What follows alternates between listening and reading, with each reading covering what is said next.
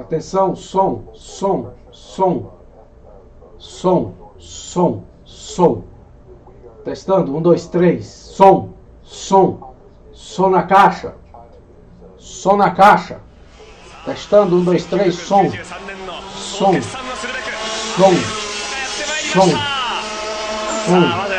予選走行1周目であります第1コーナーほとんどベタ踏みであります。そして向こう上面電気してます一心のトラック走っております黄色のヘルメット予選走行1周目であります第1コーナーほとんどベタ踏みであります。そして向こう上面電気してます必要以上に怒りを放ってますね黄色のヘルメットセクシーな1周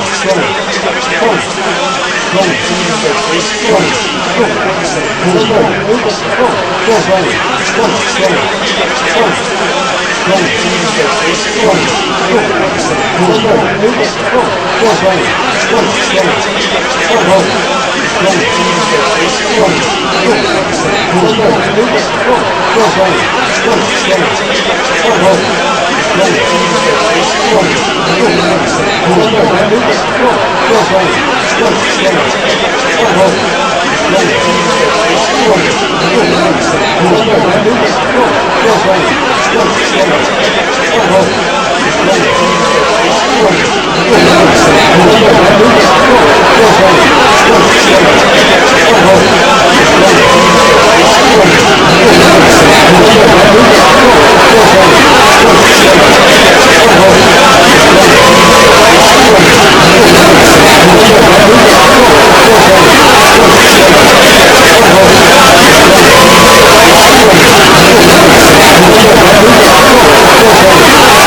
Keep trying. Keep trying. Don't give up. 諦めないで。はい。よし予選は予選頑張るぞいけないこんな走りが Okay, your turn. ではいよいよ瀬名さんの予選走行でございますけどね、佐藤川さんが31秒台後半でタカさんが32秒台前半ということで大体目標タイムをどのくらいに置かれてますか33. ラテン系ラテン系だな全くもうラテン系にしてダンス Easy, right? You're gonna dance your way around the circle. Yeah, yeah. I'll find a different way around the circle. You watch. You watch now. I'm gonna show you a different way around. Okay. 違う走り方見せますからって。なんかタカさんから瀬名さんのアドバイスありますかMr. Senna? This is the seat. This is the steering wheel. This is the engine. Brake. This is the axle. Okay, okay. No problem? No problem. I think I can learn. Easy game, easy game. Yeah. Okay. Let's go. コーナーが難しいと第1コーナーが The first corner, it's the hard place. Okay. Very difficult first corner. Very difficult. You wait and see the first corner. おおやっぱ仕掛けだ仕掛けだいったいったいった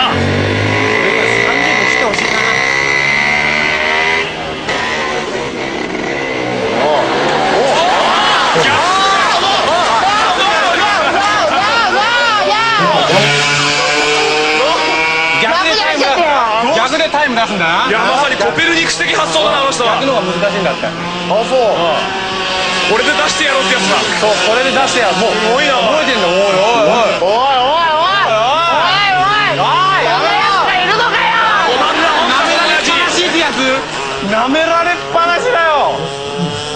おいおいおいおいおい逆の方が難しいですか。全然難しいで逆の方が。さあ1周目逆走31秒867やでかなんこれ暴走族だぞおい少年少女が真似しないかこれ大丈夫かこれからか嬉しそうだな F1 乗るより嬉しいんじゃないかすごいよなんかエンジン音で演奏してるみたいだなまずゆっくりやってる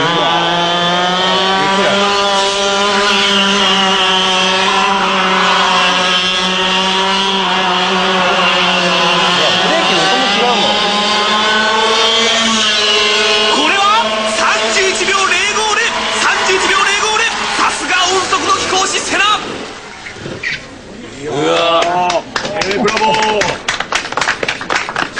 ちゃダメなんだよ俺たちが。感心したら負けなんだここじゃ。勝負なんだよ。そうだ勝負なんだ。楽しかったですか？ Did you have fun? Yeah, this way is more fun than that way. 反対回りも楽しいですよね。楽しい。ああそうっすか。目が変だ。怖いのが。放送本能に火がついた。 Tell him, first corner is very dangerous. Very dangerous. 驚いたな。今予選タイムの結果なんですけども、 Okay, ね、セナさんが31秒030ということでトップとポールポジションということになりまし You た have ね。 pole position. 31. Good. Oh, five I pole. was lucky. ラッキーだったな、今回は。 64回目のポールじゃないかな。 This is your fourth time, right? At pole position? ですか。でですね、2位がセナさんの31秒90。なんとこともあるタカさんが32秒 Can you 284 believe? だから言ってるだろ。最後の最後に締めるから大丈夫だよ。今日はなんたら阿波踊りですよ。キュッキュッキュッ最後締めるよ。はい。でですね、生ダラはですね、特別ルールがありましてリバースポールポジション。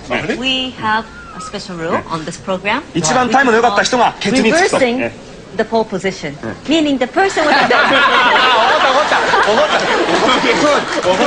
Yes, good trick. I also do the same in my own racetrack. なかなかいいけど僕もよく使うんで。言っといて。ここはモナコと一緒で絶対に抜けないコース。 This is like Monaco. No way you can Overtake. overtake him. Okay, Okay? we'll see. いや、みなぎってきましたね、これ。今日味方につく。今日味方つくでしょ。どうして。今通訳しないよこれ。今同盟高貞同盟が初めて俺たちが初めて違う同盟合わせた。どういうことだっけ見とけ。本当に潰したのせいだもん。よしよしよし。よし。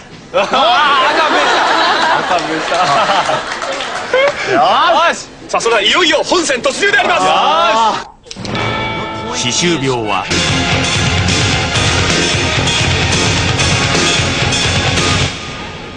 さあ、それではスターティンググリッドを紹介しよう。生ダラ特別ルールにより逆ポールポジション。1位は32秒284を叩き出した白のマシンアイルトンタカ。2位は31秒902のヘラチョコスタすごい上達さ。3位は31秒050の赤のマシンアイルトンセラ七種のセラになるのか。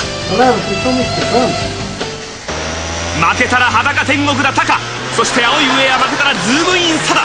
赤いマシンは負けたらメットとブラジルと名前を取られるセラだ。レースは以上3台のマシンによって10周で争われます。さあ、いよいよ最終コーナーを立ち上がってレースのスタートであります。まず飛び出したのは当然タカだ。2番手にセナだ。タカのお尻に噛みついているセナが噛みついている。ガウー。1位がタカ、2位がセナ、3位サダの順番で向こう上面のストレートを今駆け抜けていきました。セナがインを刺すか。なんとダメです。抑えました。タカが抑えました。そして、3台の車はセクシーナイトコーナーへ向かいます。セナ、タカのお尻をガブリガブリガブリガウー。サマディーデッドヒートだ。まさに一本の糸で結ばれたかのようなタカとセナの素晴らしい走りであります。看板と音速の貴公子の走りであります。さあ、最終コーナーを立ち上がってまいりました。セナがタカのお尻にガブりついております。ガブってる。ぴったり並んだ。あ、繋がってるかのようだ。どういうプレーだ。まさに後ろから前からだ。いいのか、これでいいのか。あとぶつかったか。非常にデンジャラスなシーンであります。非常に無茶なことをするセナであります。さあ、3台はアイルトンタカコーナー。セナがインから刺した。あと抜いたか。あ、まだタカがまた白いのはタカ、赤いのはセナ。タカだ。まだタカだ。すごい走りだ。とんでもない。あー、ずるい。このおじさんずるい。悪い人だ。とても悪い人だ。さあ、白い車がタカだ。赤い車がセナ。さあ、並んだタカに並んだ。セナが抜いた。タカだ。いや、並んだ。並んでおります。並行しております。さあ、レースはいよいよ最終で並んだまんまだ。それちょっと遅れてサダであります。さあ、1位がタカ、2位がセナ、そして3位がサダであります。さあ、白い車のタカが徐々に距離を伸ばし始めております。アイルトンタカコーナーだ。ゆっくりとコーナリングをした。おっと外側からタカが行くか、セナが行くか。セナがぴったりとくっつけてる。セナがガブっている。ガウー。いつでも抜いたるでという気迫で迫っております。さあ、そしていよいよ最終コーナー立ち上がってまいりました。セナがガブるよりか。さあ、ぴったりとマークしております。これはセナが余裕があるんでしょうか。さあ、いよいよレースは4周目に入りました。まさにこれが本当のデッドヒートだ。マシンがくっつく瞬間接点で離れた距離を取った。サダも来ている。あ、サダがセナに並んだ。サダがやっぱだ。サダが抜いた。サダが抜いた。あ、でも抜かず。いや、サダが2位だ。現在サダが2位だ。でかしたとサダ。さあ、タカが1位、サダが2位、セナが3位であります。どうするセナ。さあ、どうした。あ、また悪い人だ。とても悪い人だ。レースの生々審査委員会の Estão me escutando agora?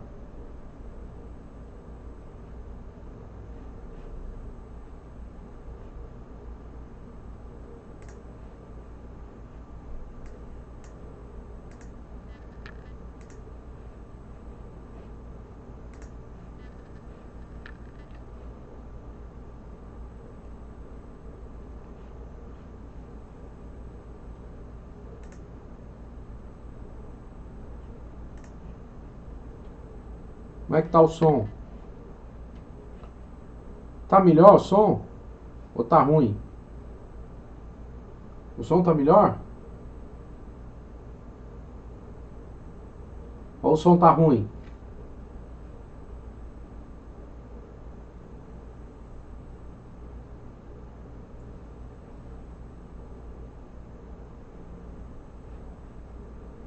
Então o som tá bom, né? Ok.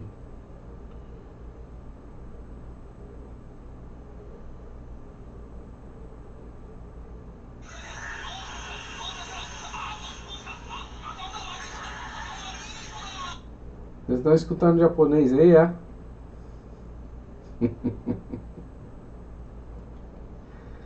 Ai, ai.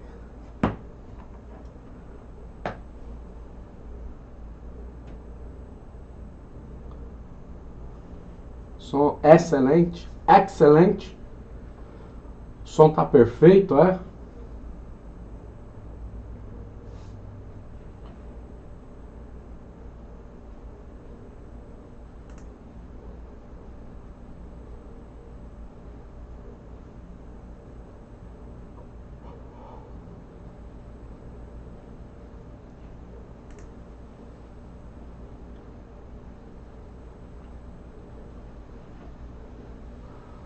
O som tá perfeito. Som, som, som, som. Som na caixa.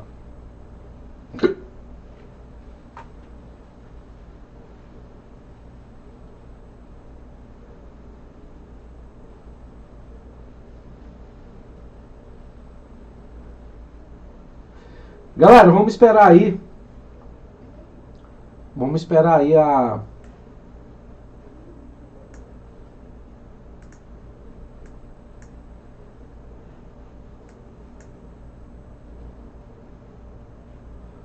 Vamos esperar aí as 10 horas, tá? Esse mercado só vai definir quando o mercado asiático abrir. Tá bom? Vamos esperar aí 10 horas aí para o mercado abrir.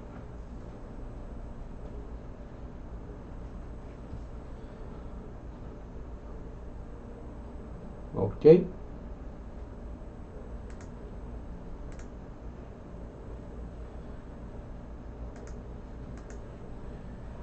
Aí é o seguinte, vai dar venda no Dow, tá? Vai dar venda no Dow. Esperar o mercado asiático abrir, mas tá com cara de venda no Dow. Bem aqui, ó. Vem aí no 27.523. Ah, agora é derretimento total glacial, tá, pessoal? Com essas falas aí do Trump aí, fundamento total, e o ouro vai subir.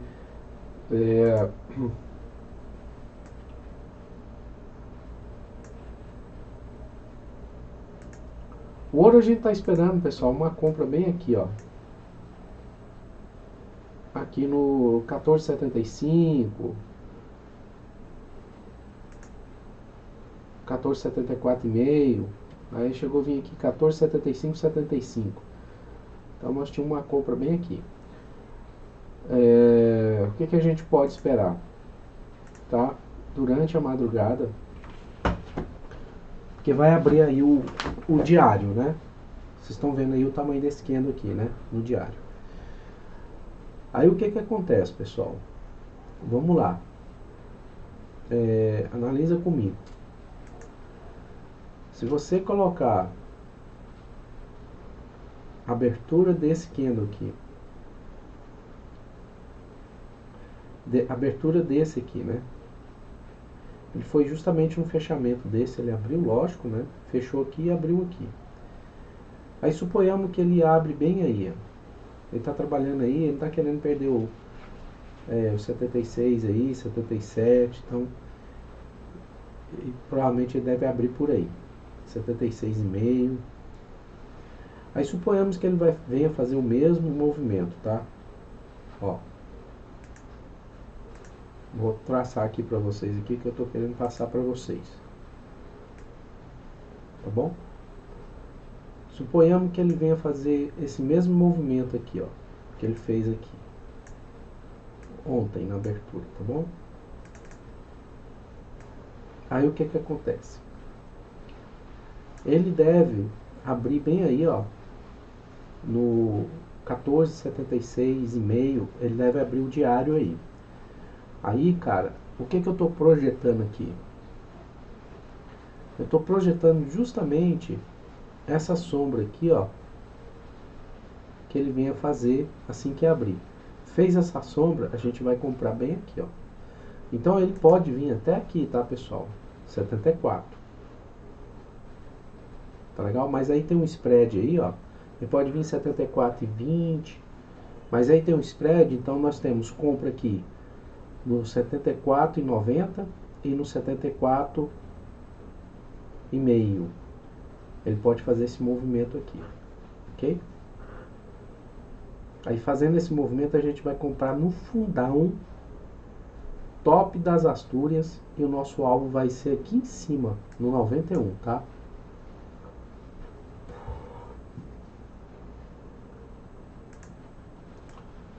Vai ser aqui. Tá bom? E aí, quem quiser ficar aí posicionado, eu vejo esse dólar voltando aqui para essa região aqui de cima. Aqui, ó. Seria 14,91 e depois 15,14 aqui, nessa região aqui que ele deve buscar, 18, tá? Eu vejo o ouro voltando aí, tá, pessoal? Isso aqui foi uma semana de queda no ouro violenta, tá? Aí essa semana, ó, começou ontem. Aí eu vejo ele voltando aqui, ó. Ele no mínimo, pessoal, esse ouro vai voltar aqui, ó. Entre 89 e 91, no mínimo. Ele deve voltar aqui. Pode sofrer uma resistência bem aqui no 15,01, tá? 15,01, 15,02. Aí agora se romper, ele tem grande chance de voltar para cá, ó. 15,14. Tá bom?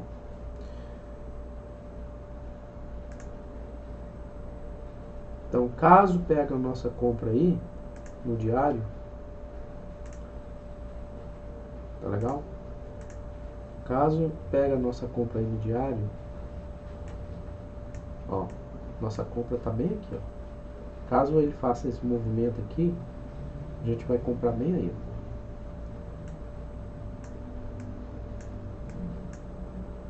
ó. Ok? E o Dow, pra mim é venda, né? Pra mim é venda aí. Se você olhar aqui 21 horas, né? Aí você coloca aqui às 22 horas, vai abrir o mercado asiático. Aí você coloca em 1 hora, aí você pode fazer uma venda aqui. Tem venda aqui nesse topo, ou aqui nesse topo aqui, ó. Tá legal no Dow, ó. Bem aí, ó. 27.500 e 27.527. Tem venda aí no Dow. Eu não vejo o Dow subindo não, tá, pessoal? Eu vejo aí o Dow derretendo barbaridades. Eu vejo o alvo dele aqui, ó, 27.260 no Dow. E se perder aqui, ele vai mais, tá, pessoal? Olha, ele só ontem e hoje, pessoal, só ontem e hoje, pra vocês terem noção, o Dow só ontem e hoje, a gente tá no semanal. Ele engoliu uma semana, 2 semanas, 3 semanas, 4 semanas. Em 2 dias ele engoliu 1 mês de alta. Lógico, né? Aqui se você colocar um candle em cima do outro aqui vai dar mais. Mas se você fazer a proporção aqui de operações, né? Você teve uma venda muito forte. Tá? Então aqui é um topo. Bem aqui é um topo. Aí ele fez um topo aqui, veio cá e bateu e caiu. Olha o tamanho desse candle aqui na semana, ó. Esse aqui foi na semana que o Trump estava enrolado aí com a China. Aí o Trump anunciou aí que vai apertar o cerco, tal, não sei o que, vai deixar depois das eleições dele lá. Então, cara, daqui pra lá é só queda. E o cara é trader, né? Então aqui, ó, na hora que subiu, ele falou, agora vamos. Já mandou um tweetada lá pra minha grada, né? Aí, pessoal, vende aí minhas ações, entra na posição short. Vendido. Tudo. Pode vender tudo que é meu aí. Aí ele vai e fala, ó, negociação com a China vai ficar suspensa. Aí o mercado, aí ele ganha rios e rios de dinheiro. Mais rios. Não é pouco não. Não é pouco não, tá, pessoal? E assim, ele vai tentar trazer. Quanto mais ele falar lá, rapaz, mais o mercado afunda. Mercado americano. Aí deve vir para essa região aqui, ó. Tá? Essa região aqui, ó.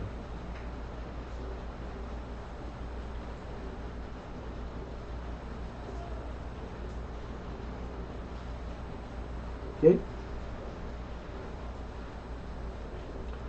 Olha lá o que eu falei para você, ó, no ouro, ó.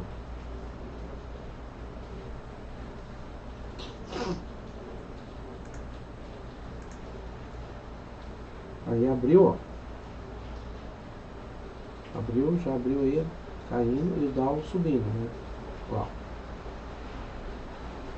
Bateu a venda lá, ó. 27.527, ó. Bateu certinho a venda do Dow, ó. Bem no olho da mosca. Ixelles, onde que é o stop aqui? O stop seu vai ser bem aqui, ó. Tá vendo? Bem aqui no 27.557. Ok?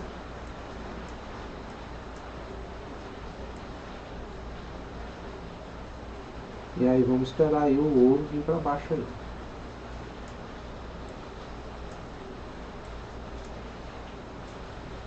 Tá? Aí onde que é esse alvo, Ixelles? O alvo, volta a falar. Vendeu aqui, o alvo é aqui, ó.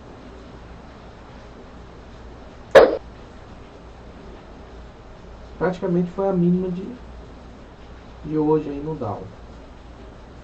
Tá? A $210 aí. Isso aqui é para amanhã, tá bom, pessoal? Quem quiser ficar posicionado aí. Agora o stop tem que estar aqui, porque se ele romper esse 570 aqui, ó, aí ele vai vir aqui nessa região aqui de 680, 675. Aí vale uma venda aqui, tá? Ainda. Quem quiser deixar lá, deixa sua venda lá. Tá legal? Aqui, ó. Você vê aqui pra cima. Aí, pessoal, se o Dow vier aqui para cima nessa direção, até aqui em cima, aí a gente vai, o ouro vai vir para cá, e aí nossos stops está aqui, aí é bem no stop da gente que o ouro deve parar, caso o Dow venha aqui em cima, ó, nessa região aqui. Aí o nosso stop vai ser justamente aí numa região de compra, tá? Se você fizer o estudo do triângulo, nesse candle aqui, ó, ele vai dar justamente aqui, ó. Aqui para baixo, aqui, ó. E é justamente, se a gente comprar aqui, tem que bater aqui e subir. Tá? Tem que bater aí e subir.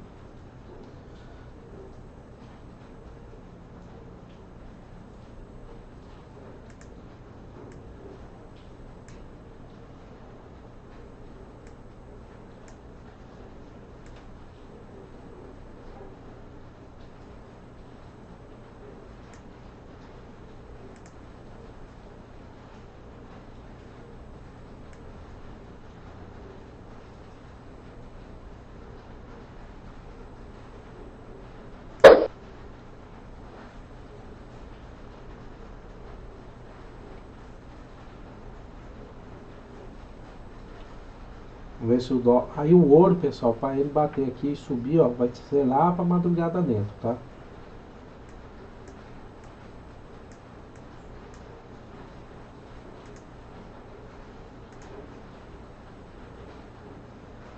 Então ele foi lá, ó, pegou nossa venda bem no olho da mosca. Tá vendo? No Dow. Só o ouro aí que não foi lá no nosso canto lá, né? Mas vamos esperar aí a abertura às 22 horas, mercado asiático, tá, pessoal? Se for às 22 horas aí, vai ser um pega pra capar aí. Beleza?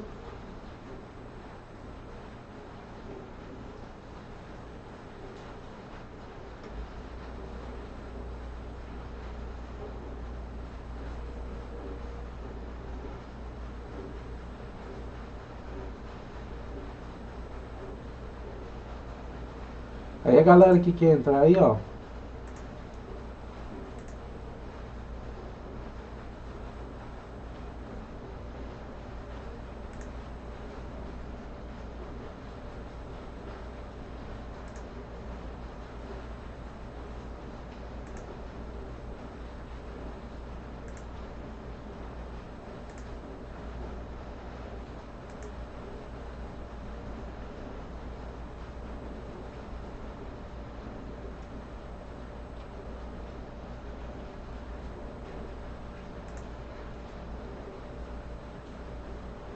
Aí a galera que quiser entrar aí no Forex,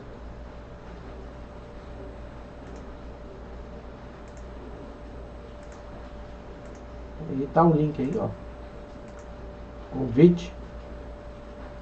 Esse é o link aí do Forex, tá bom? Aí lá tem uma galera lá, os Marcelo da vida. Aí eles vão dar orientação lá, tem um suporte muito legal lá pro Forex, tá bom?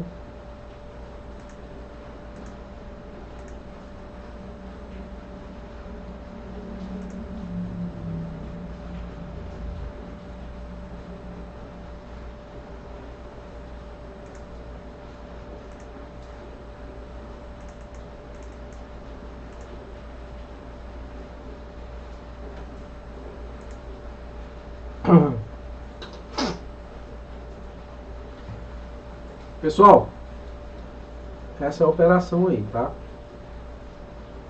Você viu que nós fizemos uma venda no olho da mosca lá no Dow, né? E aí vamos ver se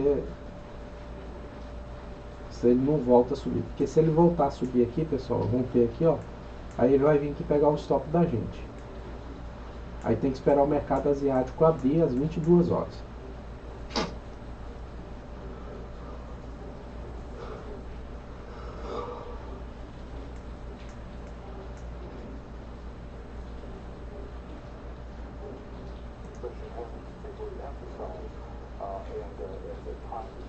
Beleza? Então, pessoal, vai curtindo aí o sonzinho aí da Bloomberg. E aí, quando tiver próximas 22 horas aí, eu volto pra gente fazer uma operação junto com o mercado asiático, tá? Aí vai dar uma osciladazinha boa. Então, daqui até lá vai ficar meio chato aí. O dólar, o ouro pode subir e voltar. Então assim, não dá pra gente fazer operação nenhuma aí não, tá? Espera uma compra aqui embaixo, ó. Compra no 14,75. Tem compra. Com stop no 14,71. Tá bom? Então aqui tem compra. 14,74,90, 14,75, 14,74,20. Então aqui nessa região aqui vai ter compra. Stop no 14,71. Tem que stopar lá, porque se perder o 71 aí ele volta tudinho, tá legal? Ainda vejo esse ouro fazendo esse movimento aqui, pegando nossa compra aqui. Porque se pegar nossa compra aqui embaixo, pessoal, ele dá uma ribada aqui muito rápido. E nessa ribada que ele der muito rápido, você já bota o seu stop aqui, ó. Você já não perde mais dinheiro.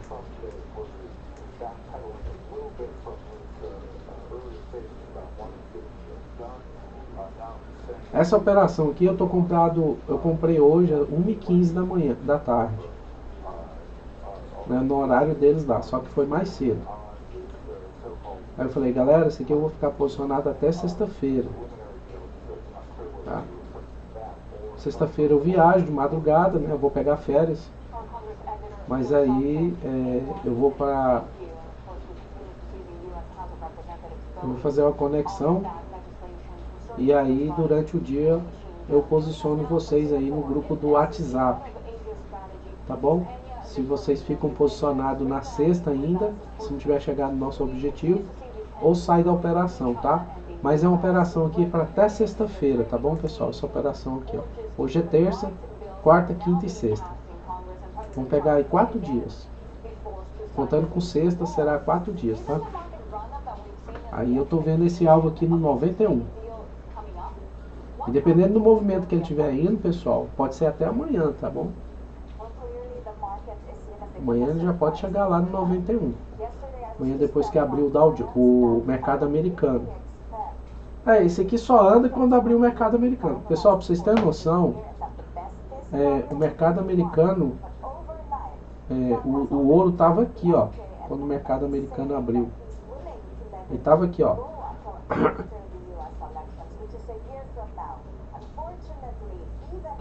Aliás, cadê o diário?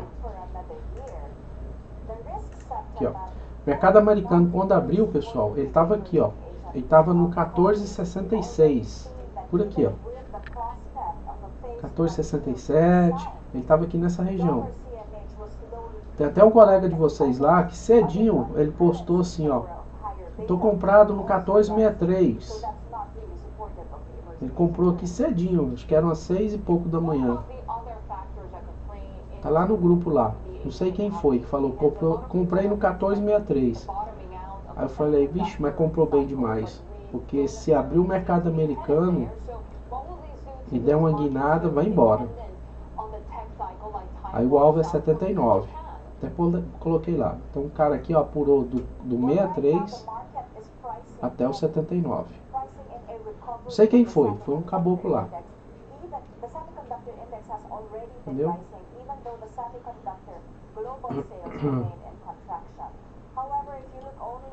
Então ele estava, quando o mercado americano abriu, o ouro estava aqui nessa região, 14,67, 14,68.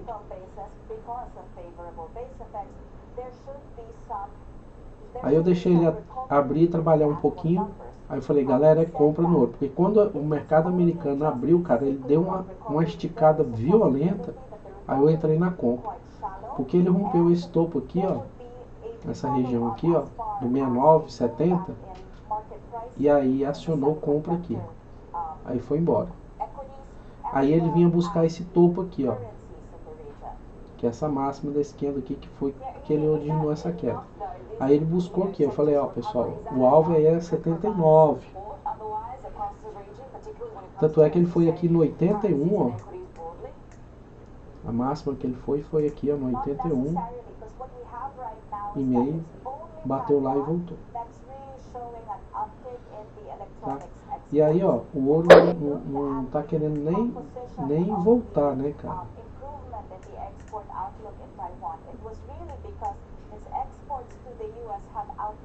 Tá vendo? Ele só fez uma sombrinha pequena. Tô querendo ver se ele faz uma sombra até maior um pouco, pra gente ver se pega essa compra aqui embaixo. E ele tá subindo aí, ó.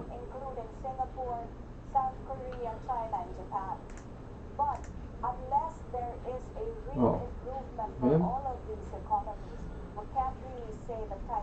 Mas não compra nada aqui não, pessoal. Não compra o ouro aí não, porque ainda tem um mercado aí asiático para abrir às 22 horas.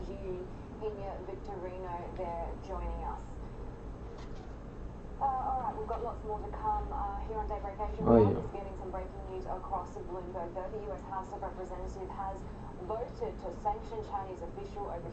Eita, será que já foi a compra? Depois que ele subir muito aí, ele não volta mais não.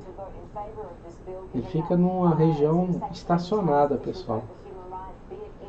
Até amanhã cedo.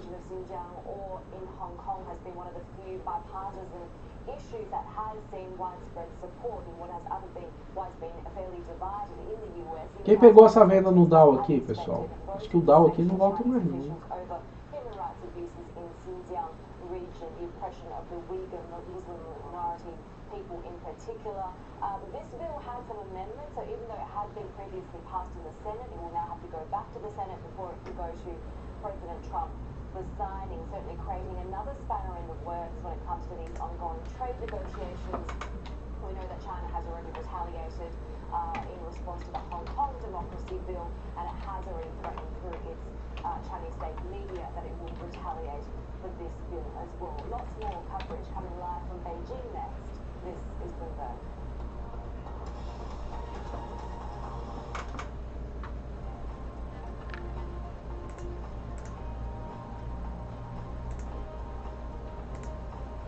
Aí, pessoal, quem quiser entrar no site do Forex, tá aí, ó. Forex do Além.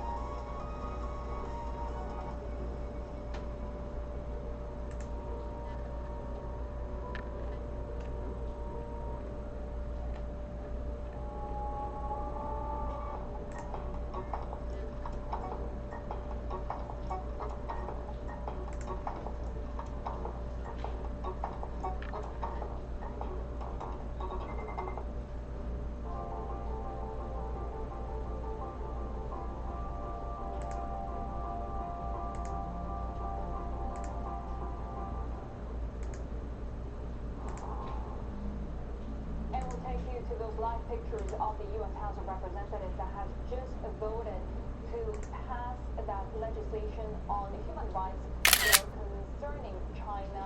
This measure would impose sanctions on officials responsible for oppressing Uyghurs in Xinjiang. This has to go back to the Senate for another vote before going to President Trump in order to become law. But this, of course, coming on the back of two bills concerning Hong Kong, the Human Rights Democracy Act, not to mention another bill that actually bans the export of crowd control devices to Hong Kong's police. So really the focus on what happened in terms of U.S.-China relations. Let's turn to Sophie to check on the market reaction so far. So we're seeing some recent reaction to those latest lines. The yen now firmer at 108 spot 55. This after a two-day gain for the currency. The offshore yuan now topping 707. This after breaking through a 100-day moving average, a key support level given this trade uncertainty. We're also seeing implied vols for CNH climb as that December 15th tariff deadline adds to the Forex volatility. And we have seen S&P E-minis now erase the earlier gains that we saw in the session. Now little change, but to the downside, Heidi. All right, we are expecting that to really add to the further risk aversion that we're already seeing in this region. Let's bring our Greater China Executive Editor John Liu for some context. John, this bill was largely expected to pass. It has to go back to the Senate before going to the President to be signed. But given we saw the retaliatory reaction to the Hong Kong bill being fairly measured by all circumstances considered, how are we expecting Beijing to react to this second human rights bill? So some of the suggestions we've gotten from state media, specifically the Global Times as chief editor, has been that maybe China would not allow the sponsors of this bill, this Xinjiang bill, to come and visit China, that they would institute some sort of visa restriction on those lawmakers. Another thing that's been hinted is perhaps China might speed up the introduction of its unreliable, so-called unreliable list of foreign companies, which could include sanctions against companies, including the folks like FedEx, who have been talked about a lot in that sense. And yet, the measures that we've seen so far coming from China on the retaliation from those Hong Kong bills have been mostly on sanctioning those human rights organizations and halting U.S. naval visits to Hong Kong. So they haven't really necessarily made a link to the China trade talks. Is that what we're expecting in terms of U.S.-China relations in the future? Yeah, I think that's what we should expect as of now. Beijing's walking this very fine line of needing to retaliate for the domestic audience, needing to show the folks at home that it's standing up for China's rights, that it's not going to let Washington do whatever it wants. But at the same time, China doesn't want to shoot itself in the foot in terms of economics. Growth is slowed. We have credit stresses that we've seen this week.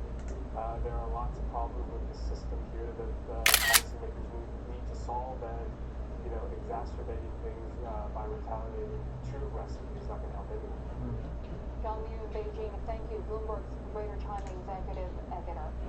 Coming up next, Alibaba stock jumped after its Hong Kong listing, but some investors are preaching caution. We'll ask why next. This is Bloomberg.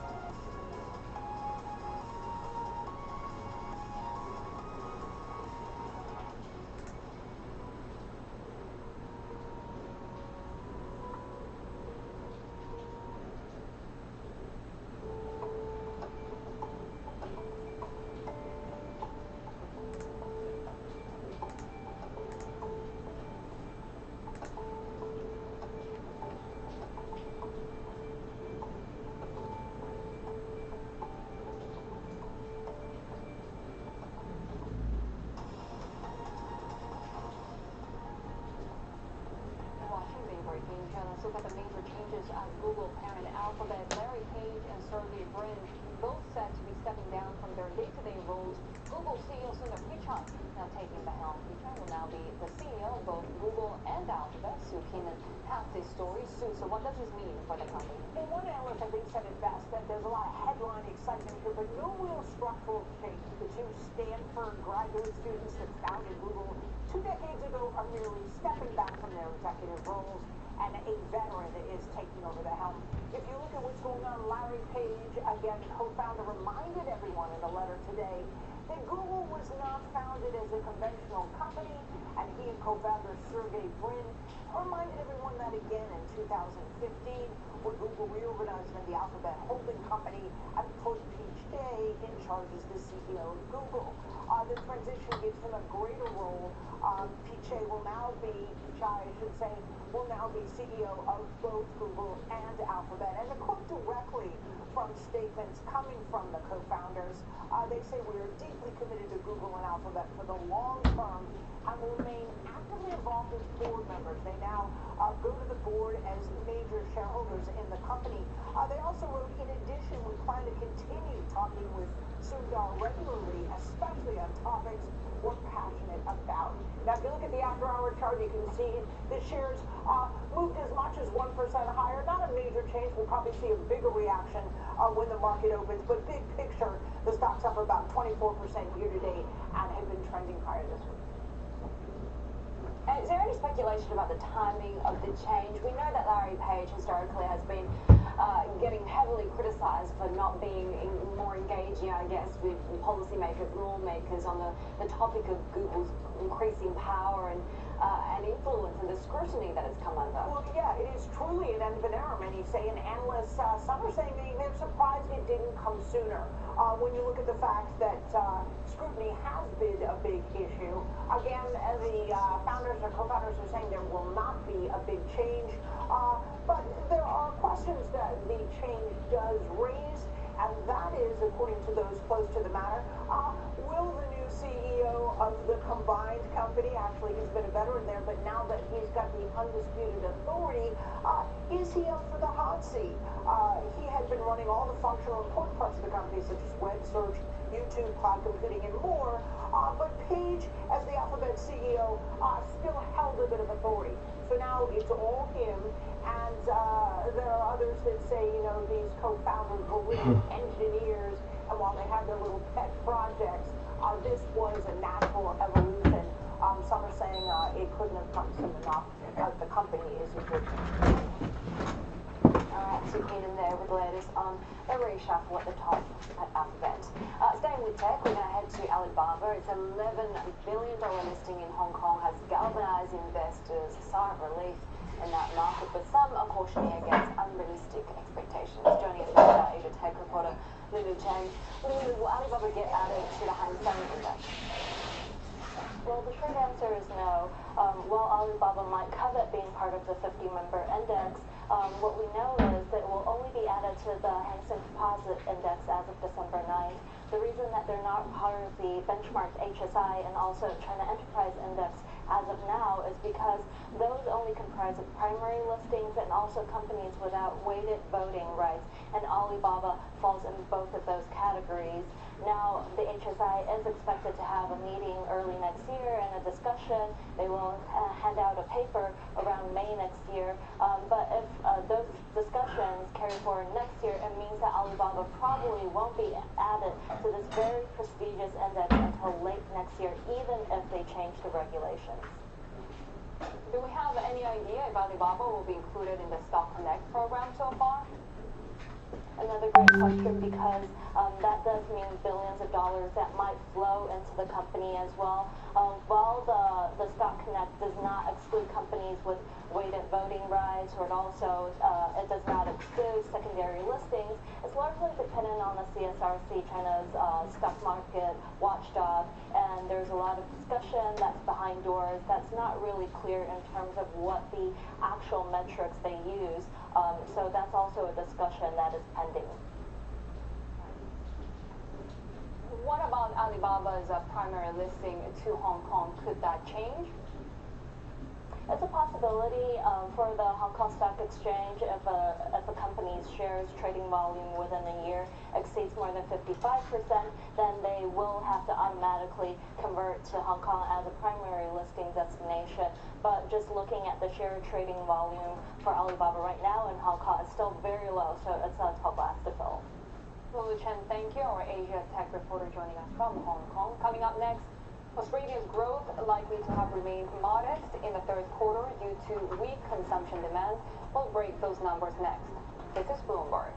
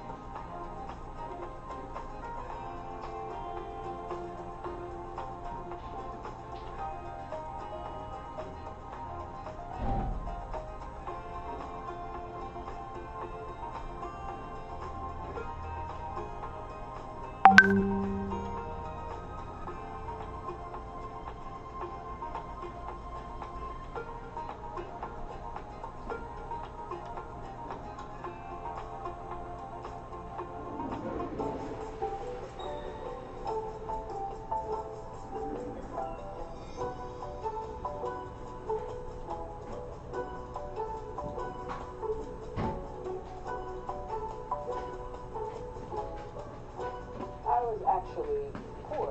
No foreplay? Eat your bag of Lays with a smile on your face. All the disease. I'll take the tax.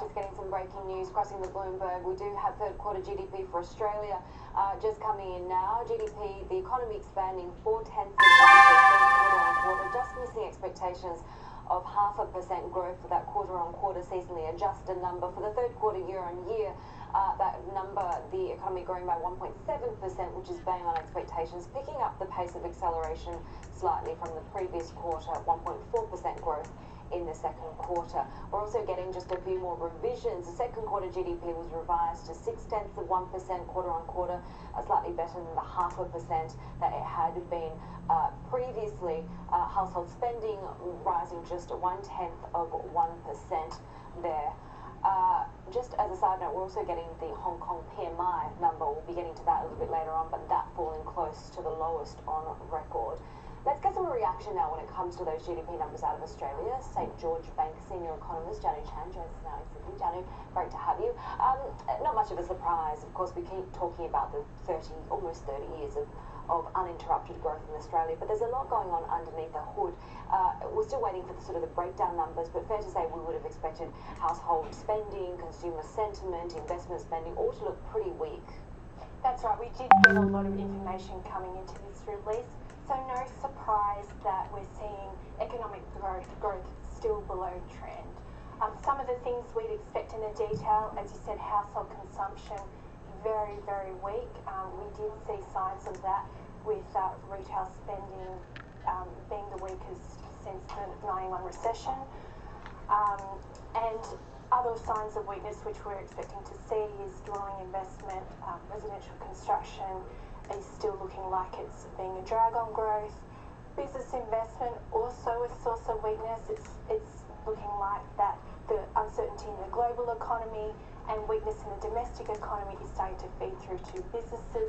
So overall, a pretty weak picture in terms of product demand. In terms of that 0.25% lower bound, we've had 3 cuts from the RBA. We're expecting 2 more in the first part of next year, and then an ever-growing chorus of people calling for QE. We spoke earlier to Aberdeen Standard Investments chief economist Jeremy Lawson. This is what he had to say about the efficacy of QE in an economy like Australia. Without fiscal policy, the efficacy will be much more modest. I think the way to think about QE is that it provides the space for fiscal loosening, but as we've seen in other markets around the world, if that's not forthcoming, it's sort of very difficult for that policy on its own to deliver significantly stronger growth.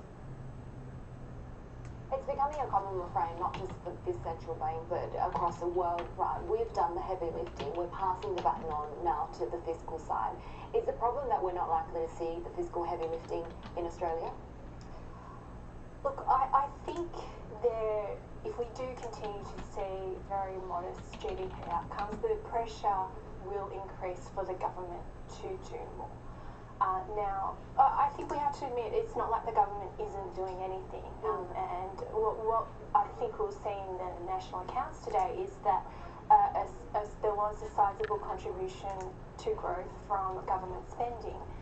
I think it's more that it's just that the government could do more, particularly if where the government fiscal position is, where they've been aiming for a surplus. That does suggest that there is room for the government to step in and do more. You're right in saying that there has been a lot of onus on central banks to be providing that support. There is definitely more that the government can do as well. At the end of the day, though, Jan, will the RBA eventually be forced to bring forth QE? Look, there's a lot of uncertainty about the outlook. We think that the RBA's expectations for economic growth, inflation and employment are too optimistic. But it does seem that there is a high bar for the QE to occur. The RBA does seem reluctant to do that. It has a few other steps before it gets to that point. Another 2 rate cuts. The RBA has signalled that the effective lower bound in their minds is at 0.25%. So first of all, we're expecting rates to fall to that point before the RBA looks to QE. Now, our forecasts, we're expecting the RBA to lower official interest rates 2.25% by mid next year, and there is a good chance that QE will follow. So the RBA held steady this week because they wanted to assess the long and variable lags of easing delivered so far. When are we going to start seeing that? That's a very good question. The RBA is right that it does take time for monetary policy to actually do its job. And we also saw in the statement that they do think that monetary policy does have some effect, and the fact that we've seen house prices lift, there is that scope for rising house prices to flow on through to stronger consumer spending. That is one mechanism in which more stimulatory monetary policy works. It takes time for that to occur, so the RBA does seem as though it just wants to wait and see for that to flow through. Now, we still see that there are those headwinds despite that stimulus, particularly around the consumer sector. Wage growth is still very slow. Household debt is still quite high. So there's not a lot of room for household spending to increase much at all. Dwelling investment, we're expecting that drag to continue, even though we've seen house prices rise. That drag is still expected to continue through much of next year. And the other key uncertainty is business investment. That the latest surveys on that is suggesting that the outlook isn't as rosy as what it was. So not a lot of signs of where we'll see a lot stronger growth. I guess the big swing factor is going to be the government. whether they do step up fiscal stimulus, and that could provide some further support for the economy. Yeah, see what comes out of the next budget. The Aussie dollar, they've got to be pretty comfortable, the RBA. Look, the RBA has been very clear that it wants a lower Australian dollar rather than a higher one. We're expecting, we do see that there is further downside risk to the Australian dollar. The risks are greater that we'll see that fall further. A number of factors for that. Firstly, we're still in a very uncertain environment. Global trade tensions, what's going on with this trade deal, that's going to be one of the key drivers for financial market sentiment, which is in turn a very strong driver for the Australian dollar. On top of that, our expectation that the RBA will lower interest rates another 2 times, and that risk of QE, that's also going to put downward pressure on the Australian dollar, and also those key downside risks for the domestic economy. All of these would suggest an Aussie a little bit lower than it is. Our low forecast is to 66 cents. Of course, there's likely to be some volatility around that, but it's highlighting that the risks are skewed to the downside. Jano, always a pleasure having you. Jano Chans at George Bank, senior economist here in Sydney. Let's get a check of the markets with Sophie. Sophie. Let's get a reaction to that GDP report from Australia. We're seeing the Aussie move to the downside, trading at session lows after we saw weak spending and high savings away on growth down under. And Aussie shares, they're falling as much as 1.6%. That's for the worst 2-day drop since August 6th, while Aussie bonds are rallying. The 10-year yield earlier falling as much as 11 basis points, tracking the overnight move that we saw in treasuries, which are fairly steady now after yields tumbled the most since August. But let's switch it out, because amid this trade uncertainty, another layer of risk is being added. We had E-minis slipping after the U.S. House voted to sanction Chinese officials for human rights abuses. We are seeing E-minis now just pick up slightly, while the offshore yuan has weakened through 707 after breaching the 100-day line. And the Kospi sliding with the Korean won, which has weakened to an October 10th low. Now let's switch it out, check in on Japan. Stocks are sliding for a second session, with electronics and chemical makers weighing the most on the topics, and the yen just holding steady after earlier touching 108.53 on that U.S. House vote, holding a 2-day gain. And JGBs are slightly bid, with the 10-year yield falling as much as 2 basis points. We're not seeing much in the way of reaction then to the final G1 Bank PMI readings. We saw some slight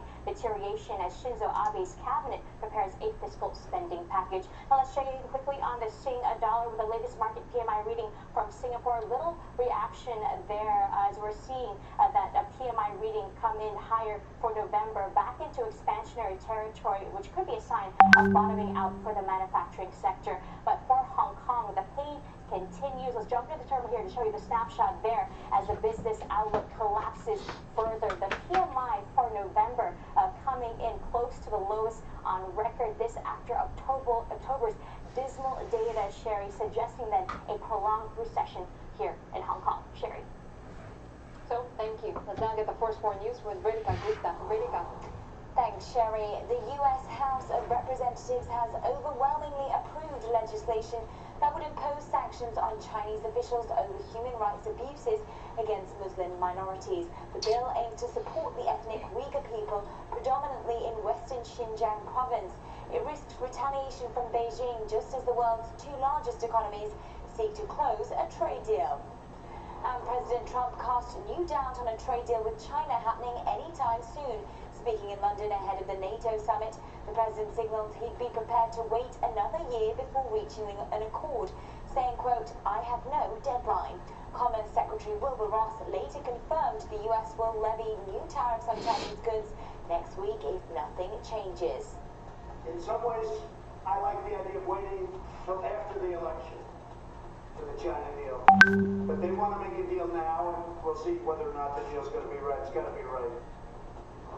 OPEC and its independent allies are sending mixed signals about production curbs as they prepare to meet in Vienna. Iraq has reiterated its view that the group should deepen output curbs by 400,000 barrels a day, saying it believes Saudi Arabia supports the idea.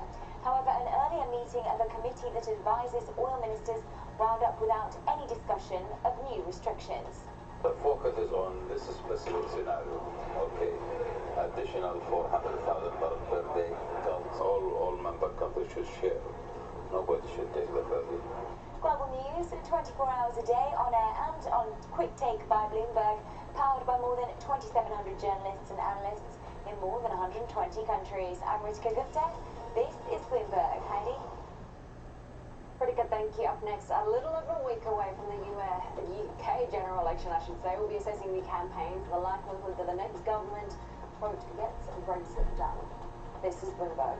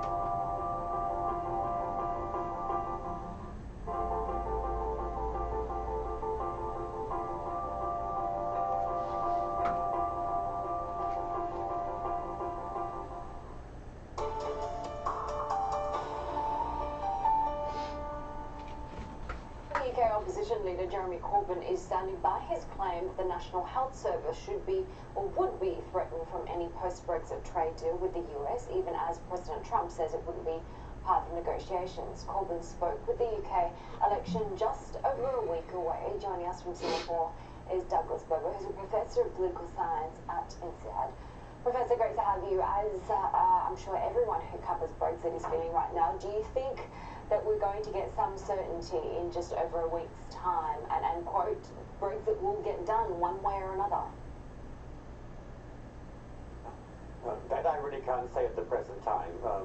What we can say, I think, right now is that there's a two-horse race between Conservatives and Labour. The Liberal Democrats haven't really made a very strong impact in the election campaign, and their votes seem to be declining. And also the race is tightening. The Conservative lead in the opinion polls is not as big now as it was a few days or a couple of weeks ago. The opinion polls can't tell us what's going to happen next week. I could say probably if the election were tomorrow, then there would probably be a Conservative majority. But still in the last week of the campaign, some voters can change their minds. And so right now, if we have to make a prediction, I think probably there's going to be either a small Conservative majority or slightly less likely a hung parliament.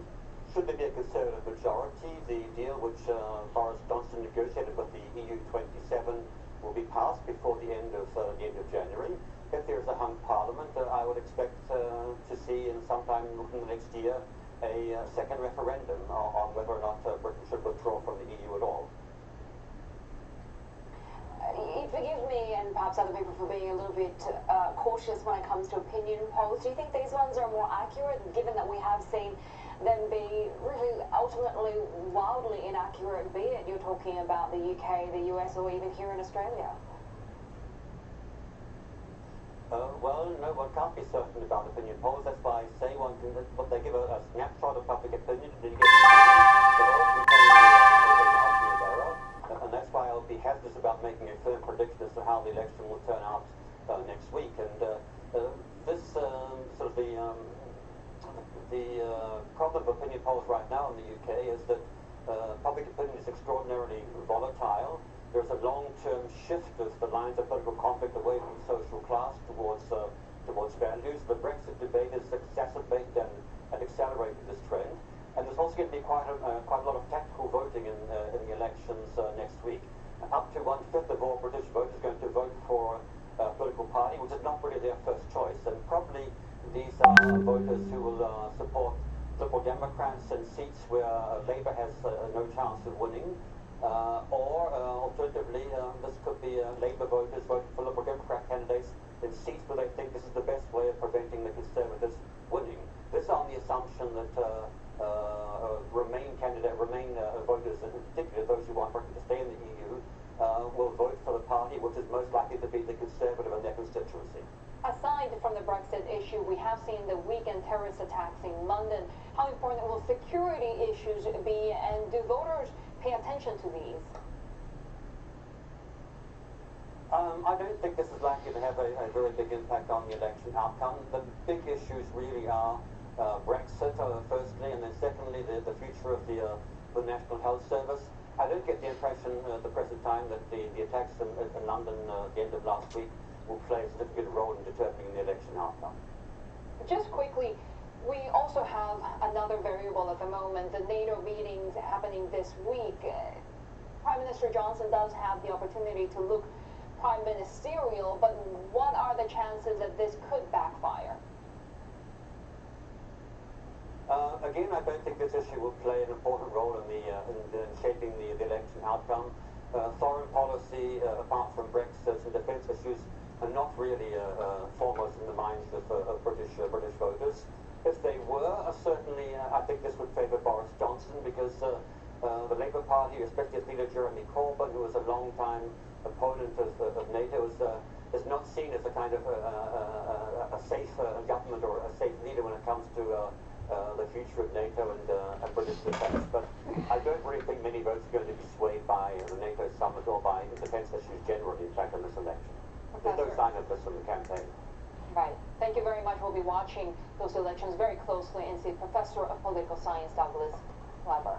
Coming up next, China, the world's largest consumer of pork, is in a race to keep its pigs from dying, and is turning to the lab, China's biomedical breeding experiment next. This is Bloomberg.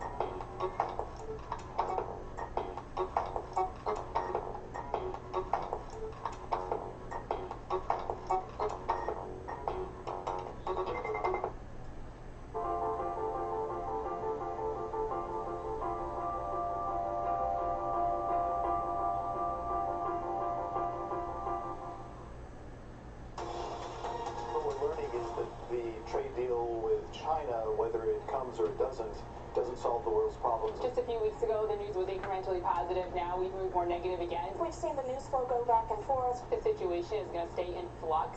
as we enter next year. The president views tariffs as a legitimate tool in the whim of the president of the United States. The president wants a deal. He wants that deal also to come in time to be marketed for the election. Trump really needs to get this done well ahead of the election. Tariffs are really going to be part of the tools that people are talking about, that leaders are talking about for some time to come, and investors are just going to have to get used to that. The biggest risk to a potential bear market in 2020. This may finally end up being the trigger. The risk of a no trade deal, because that's baked into the market. Phase 1 deal was baked into market valuations. We were somewhat skeptical about the trade deal as well. We were skeptical that resolution was actually going to happen. Shows us how really fragile the markets really are to this particular theme.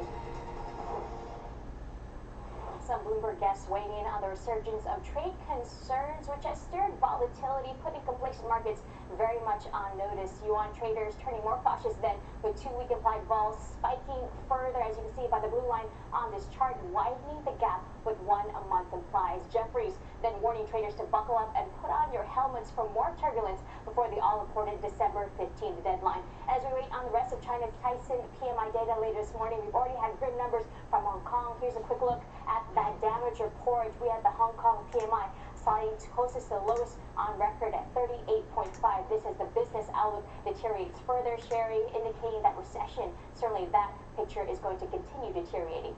Heidi. Yeah, so if I'll take it from here, we're getting swift reaction now from Beijing. This after the U.S. House of Representatives voted overwhelmingly 407 to 1 against to approve the bill that includes sanctions potentially for Chinese officials over the oppression and mistreatment of the Uyghur Muslim ethnic group in Xinjiang province. China responding, saying, this is from the Ministry of Foreign Affairs, I should clarify, urging the U.S. to stop wrongdoing regarding the Xinjiang bill, opposing the U.S. bill on human rights, and warning the United States not to interfere in Chinese matters or in China's internal affairs. China also vowing to further respond to the US's human rights bill. That's according to the Ministry of Foreign Affairs. So pretty quick response there, hinting at further retaliation to come. We know there has been retaliation for the US support of the Hong Kong democracy bills that were signed by President Trump. Sherry, it looks like China now further more irate and urging the US to stop interfering, and that further response, retaliation is to come. Yeah, that retaliation that you mentioned on those Hong Kong bills, interesting, not really related to trade in itself, but really on sanctions on some human rights organizations, not to mention halting U.S. naval visits to Hong Kong. So it will be really interesting to keep an eye on what Beijing will do, given that they have in the past, through their mouthpiece, the state media Global Times, talking about retaliation in terms of publicizing their new entities list that could affect, of course, some tech firms. All right, let's turn to another side of this China trade war, which is related to pork. China breeding genetically engineered super pigs with the ability to resist deadly diseases and even freezing winters. Amid this biotechnology arms race, of course, we do have the U.S.-China trade war ongoing. Digital news editor Christine Servando joins us now with this story. And of course, it's not just a trade war, but also the devastating African swine fever. So how important is this?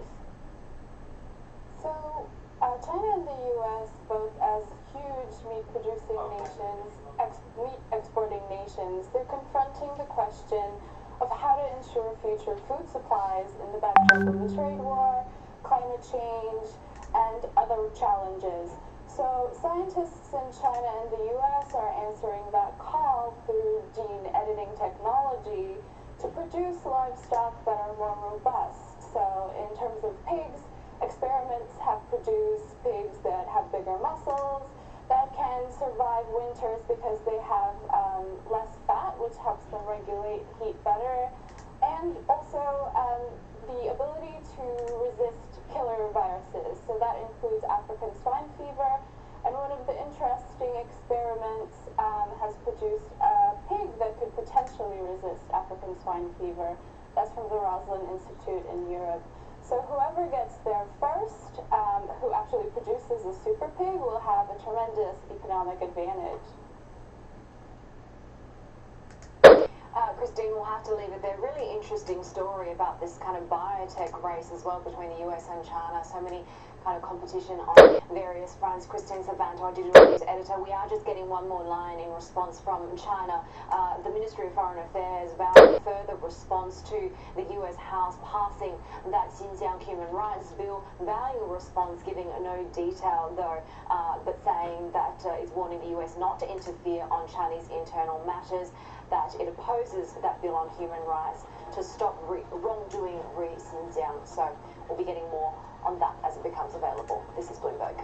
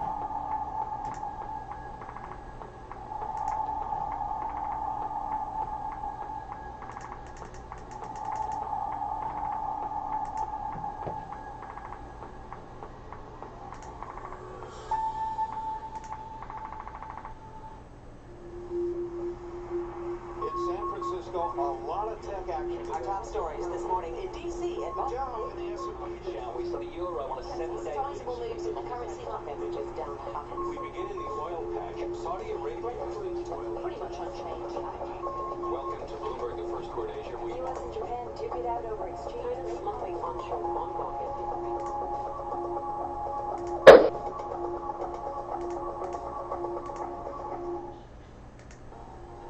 It is 9 a.m. in Beijing, Shanghai and Singapore. Welcome to Bloomberg Markets China Open. I'm Tom McKenzie. I'm Yvonne Mann. We're cutting down to the open of trade on Hong Kong and mainland markets. And I'm David Ingles. Let's get to your top stories today. U.S. lawmakers approve a human rights bill targeting China's treatment of its Uyghur people. The vote risks retaliation from Beijing and may damage the ongoing trade talks. Asian stocks slide as President Trump casts new doubt on any deal. He says he'd be happy to wait until after the election. And all change at Alphabet. Larry Page and Sergey Brin step back from day-to-day roles, with Google CEO Sundar Pichai taking the reins.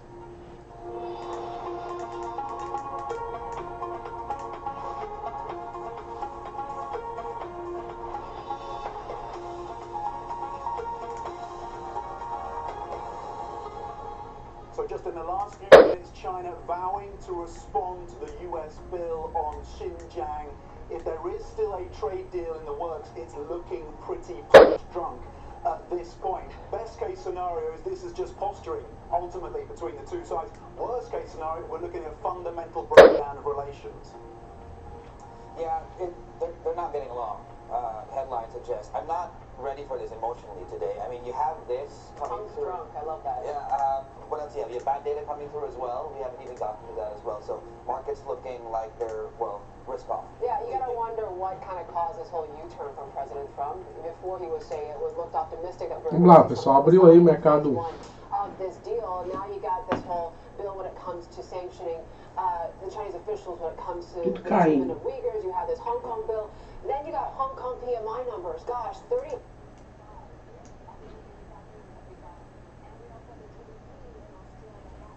tudo caindo. Vamos aguardar aí. Vamos guardar essa compra aqui no ouro aqui embaixo, né, pessoal?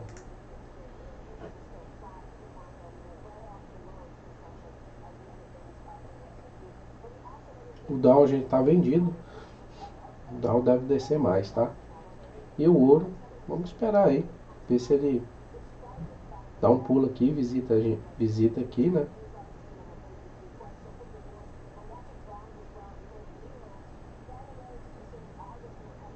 Ver se a gente entra na compra aqui e vai embora.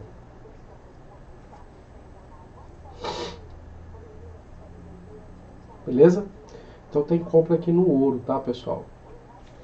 14,75, 14,74,5, 14,74 e 20. Então essa região aqui vai ter compra. Aí o alvo 91. Quem quiser esperar aí, ver se vem na madrugada aí. Se não vier, pessoal, daqui mesmo ele já vai subindo aí, ó. Já vai passar esse topo aqui. Aí já vai lá pro alvo 91, tá? Na madrugada mesmo. E o Dow a gente tá vendido aqui, ó, no olho da mosca.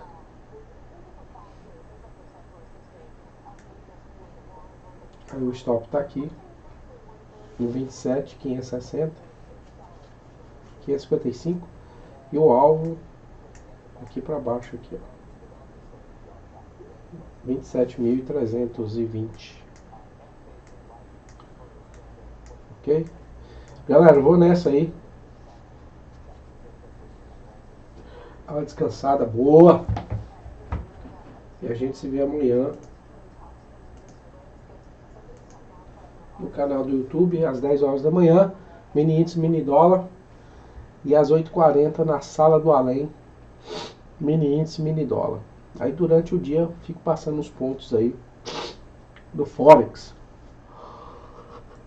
Beleza? E aí depois à noite a gente se fala aí às 19h50 até às 22 horas, faz uma resenha aí do que pode vir acontecer aí durante a madrugada e amanhã. Pessoal, vai tomar um rumo aí quando o mercado americano abrir amanhã, tá? Às 11h30. Pode ser que o ouro venha aqui para baixo, pega a nossa compra e aí rompe. Se romper aqui 82, pessoal, 83, se ele romper, caso ele compre aqui, se romper 83 aqui, ó, romper no 83, é bem provável que bem antes, até antes da abertura do Dow Jones lá, do mercado americano, tá? Nasdaq lá, tudo, ele vem bater no 91. Aí tem que sair da operação, tá, pessoal? Porque ele pode bater no 91 e querer voltar. Agora, se romper o 91 com facilidade, que ele vai embora, tá? Pra mim o ouro aí vai subir, tá? E o Dow vai cair aí no macro. Se olhar no macro aí, ele vai... Ele tem chão aí, tem muito chão pra andar. Beleza? É isso aí, pessoal. Um abraço a todos aí, fiquem com Deus, boa noite a todos. Muito obrigado pela atenção. Valeu, tchau, tchau. Fui.